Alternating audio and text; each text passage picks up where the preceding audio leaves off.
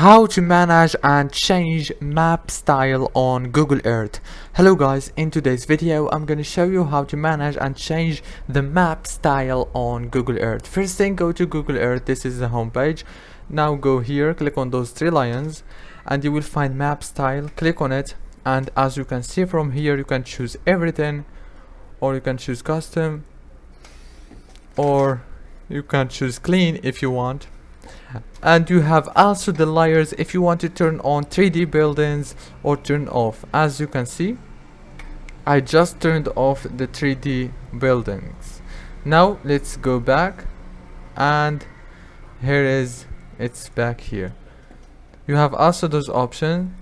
You can enable the clouds if you want, like this, and you can also turn on the grid lines, or you can turn off everything.